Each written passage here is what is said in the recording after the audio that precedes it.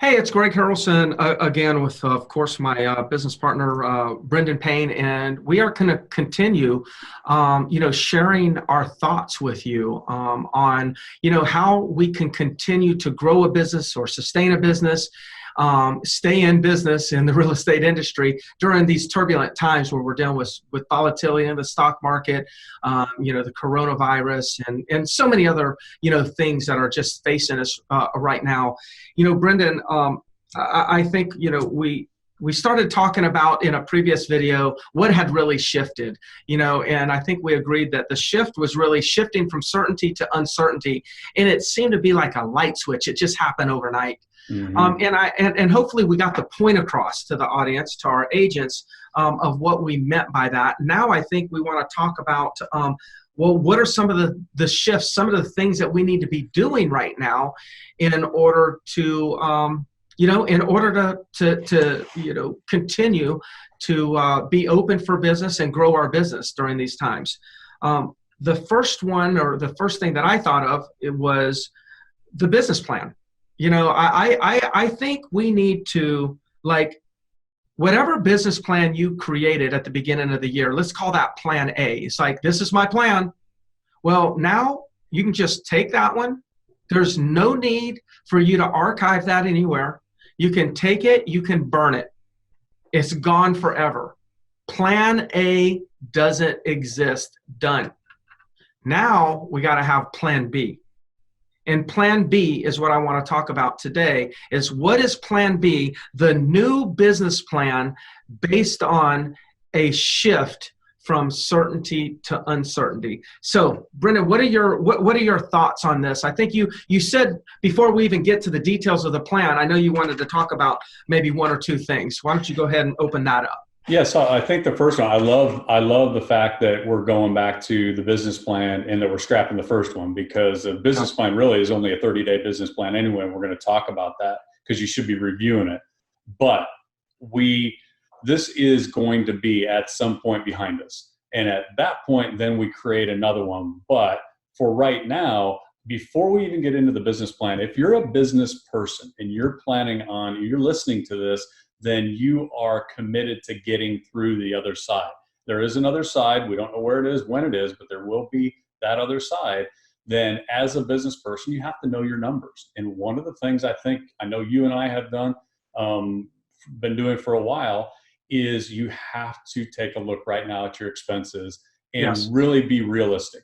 Really be realistic in anything that you're doing that was maybe it was a little return, but it was just kind of, you just didn't focus on it, or you didn't really dive into it, then that probably needs to go.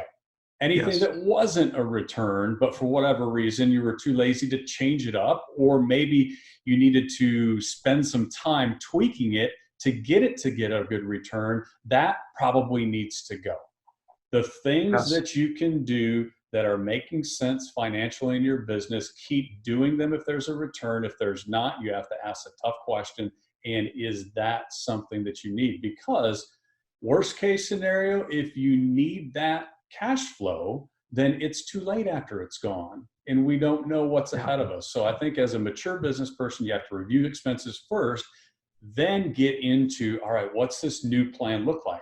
And Greg, your point of this is a 30-day plan. Shoot, we might have to adjust at some point. So you got a 14-day plan. Yes. Yeah. We might have a 7-day plan if they say, here's some new rules.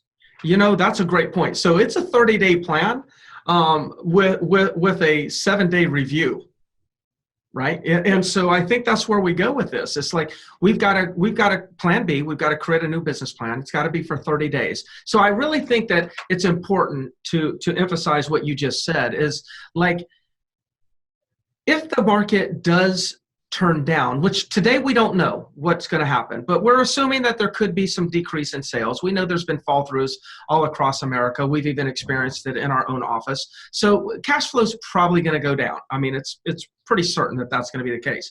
So one of the first things you can do is you can become, some people would say you need to get defensive with your expenses. I actually think you need to get offensive. I think instead of like feeling like we've got to defend ourselves from losses, what we got to do is we got to offensively go look at all the expenses that we've committed to and do what you said, Brendan. If it's not paying a return, then cut it out. Cut it out. You know, one of the greatest things I think, and I'm patting both of ourselves on the back, which seems a little bit kind of egotistical, but I would say one of the best things that we do at our company is we give coaching for free. We don't charge for coaching, right? So these are just like these videos are just part of what we do. We're constantly coaching our agents to help them get through this. See, that's probably your best return. So not only should you look at your expenses, but you want to also look at how much you're engaging with the coaching, because the more you engage, and it's free, so you're not having to pay coaching companies for this, the more you engage, you're going to get better returns. You're going to really excel, and you're going to, do better in this business. So look at your numbers, your expenses, and also increasing your engagement. Now, on the business plan itself, I wrote down 3 things that I think it should consist of right now. And that is, number 1, it should include your routine or your morning ritual, but it should include your routine. It should include your activities, and it should include some accountability. So let's break these 3 things down very quickly.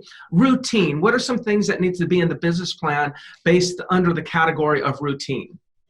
Well, here's your opportunity. If you really have got two positions right now, if you already are in a really good, strong routine for your business, then you have to keep it going. You have to keep it going. So all of a sudden, just because you've changed up some of the things that are going on, or your audience is a little bit different, then deciding to sleep in every day until 9 o'clock when you used to get into the office at 7:30 is an absolutely awful, terrible move, because you'll get in the habit. You will adjust to what's comfortable when there's a lot of stress coming on. And the comfort level of just not doing what you're supposed to be doing is going to be really attractive right now for a lot of people. So stay with the routine that you have if it was built off your business plan and your goals. Then I think if you didn't have that routine, now's the time to get it, because what else is going on? What else are you doing right now besides really just, trying to figure out how do we get through to the other side? And then, of course, taking care of your family and friends.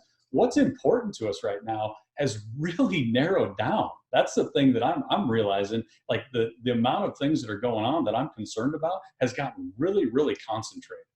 Yes, that's a good point. So in routine, so the alarm should be set at the same exact time that it was already set. Yep. If your alarm goes off at 4:30 or 5 or 5:30, then keep that routine. Don't allow the activities, the market conditions to shift your personal routines. Keeping your routine the same is going to be critical. If you work out, then continue that routine. If you show up at the office at 7:30, well, maybe right now your office, maybe it's closed. You can't go into your office, but show up in your home office at 7:30. If you get in the shower at 7 or 6:45, then get in the shower at the same time.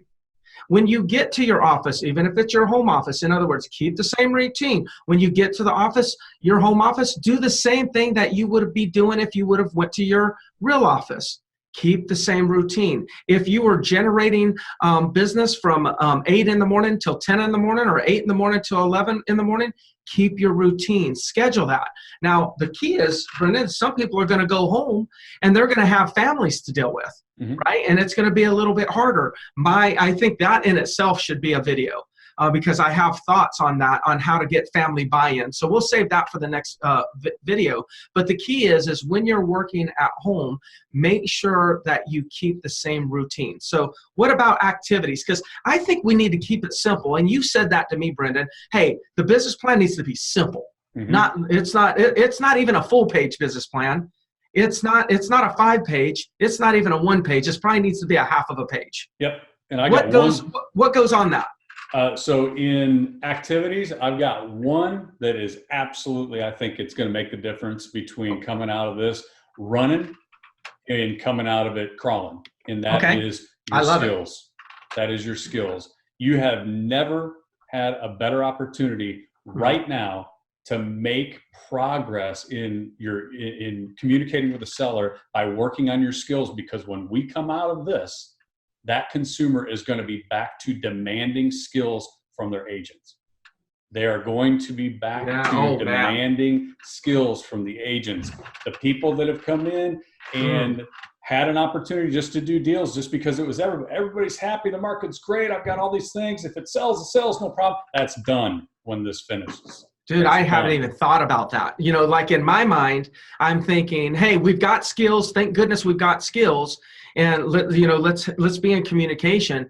But the expectations of the skill sets, the professionalism, the knowledge and expertise, the expectation that the consumer's going to demand from their real estate agent is truly going to go to a whole nother level. It's going to level up, notch up significantly. Imagine the contrast at some point in the future when you've got a highly skilled agent in front of the consumer who is consumer focused, problem solving focused, and offers options for the seller versus the agent that the seller knows just came out of whatever this ends up being and is probably financially very concerned about what's going on, and they really need that deal to close.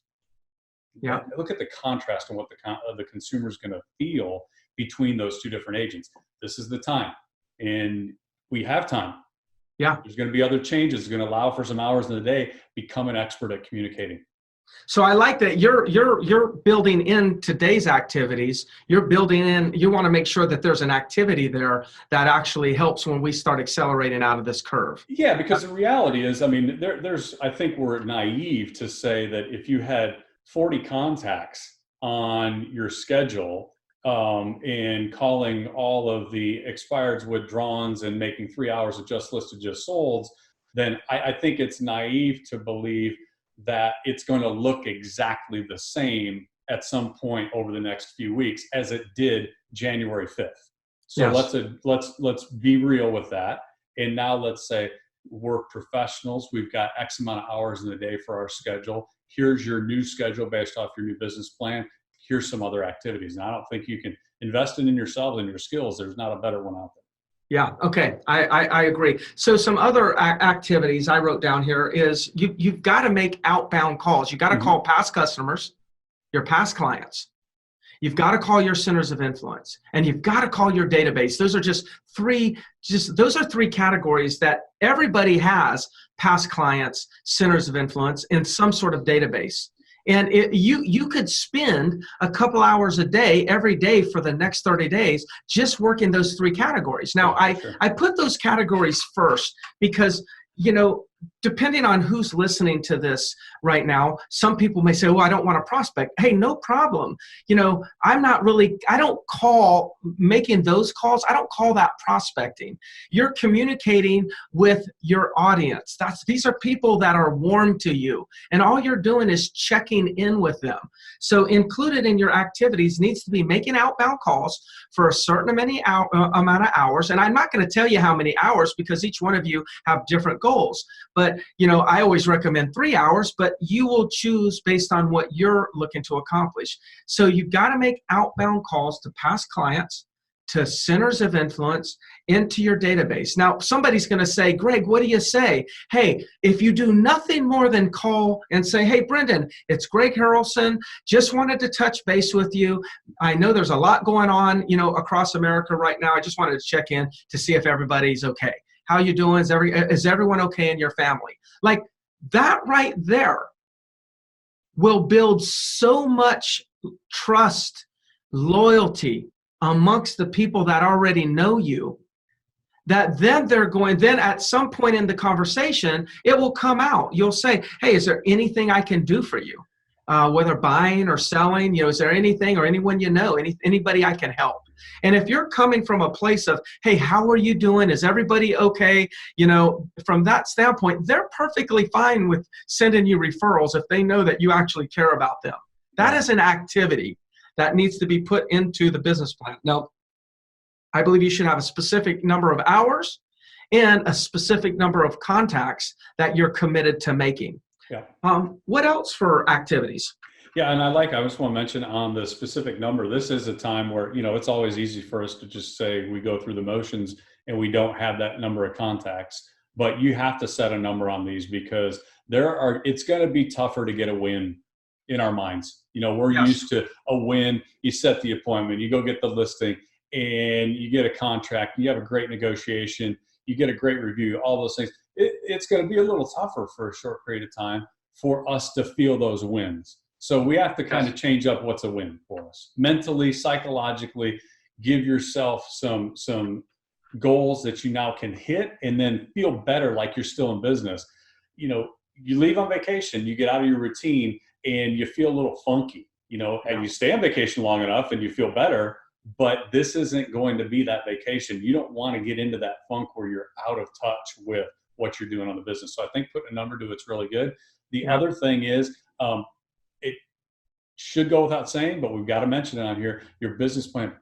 Love on your active clients. Oh, good one. We're going to come out on the back end of this. Be there for your actives. Be that calm for them. So, and that doesn't mean, hey, when are we going to get back in the car and go work on finding you a place to buy here? It just means be in communication. Check in on them. Serve without asking for anything in return on both your buyers and sellers. And on the sellers, just understand where they're at. If you've got some things going on in your head and you're nervous and you got some concerns on stuff, then just understand every person on the other side of that phone, on the other side of that email is going through their own version of whatever's happening. So have some patience and be there for them. Yeah, that's solid. So I'll share one other activity. So 2 activities, or we've actually said, I think 4: call past clients, call centers of influence, call database, call your active clients, but set an exact number. The reason, again, I can't set everyone's number on this video because one size doesn't fit all. It is dependent on what your goals are. I know Brendan and I are working with all of our agents in getting an understanding of what are you looking to accomplish, what are your goals, and then we'll kind of guide them and recommend certain contact levels and activity levels based on what they're looking to accomplish. So that's why we're not really stating it on this video. But one other one, I would say you've got to be visible. I think you need to set a goal for how many videos that you may create in the given week, and have that on your business plan. Give some updates on what's going on, when it comes to number of showings, days on the market, price ranges, number of listings, fall throughs, all the different things, good or bad. People will not judge you based on if your information, if your facts and data is good or bad. They'll actually acknowledge you if you're just in communication. Mm-hmm. So that could be another activity that you want to put in your business plan. The last one here is accountability. I was just thinking about it, and the last couple of days, my mind has been very occupied, and it's been hard to actually keep that workout routine, mm-hmm. right? And I was just thinking, it's like, gosh, I don't want to go to the gym. So then obviously that's my first one, right? I don't want to go to the gym because, there's too many germs at the gym, right? Now, I actually believe we probably shouldn't go to the gym right now. But then the other side of me is like, that was my excuse. Like, I don't have a gym to go to, right? That will end too. You can't have that forever. That's right. That is true. So, it will end too. It's going to end right now, actually, because of accountability. So I started thinking, it's like, gosh, I probably can find a few people that would be interested in doing a workout outside. And they would be interested in doing it at 5 a.m. where no one's going to be around. We just go outside, we do a workout together. And now I've set up accountability. Mm-hmm. Accountability is more important today than ever because we have every excuse. We have every reason. We have more logic than we've ever had before to flake. Mm-hmm. And that's the time you need to have good accountability. And good leadership will be able to bring accountability to the group of agents, and they're able to go ahead and monitor, manage, coach to that accountability without feeling like you're being micromanaged. That's not what it's about. It's about just making sure that we're being responsible with the commitments that we've made. Yeah. Yeah, I love that. And there's a term that it's funny how when things happen that somebody or a group of people starts using a term and then it ends up everywhere. And the term that I'm hearing a lot with this pandemic thing that's going on in the stock market is lean into it. I have Yes. countless people have been using the term lean into it, but I think it's appropriate. And I think it makes sense in this situation under a lot of different circumstances, which what you said. So instead of retreating in this, going to the comfort level where we know no growth takes place when there's comfort, all the growth in discomfort. Well, we got some built-in discomfort. Yes. Use it. Lean into it and see where you can go, see where you can grow from here, because the retreat is going to be, I mean, that's natural tendency. It's an unknown, but man, not on your business. You've got to lean into this one. That's awesome. Yeah. Let's go on the offense.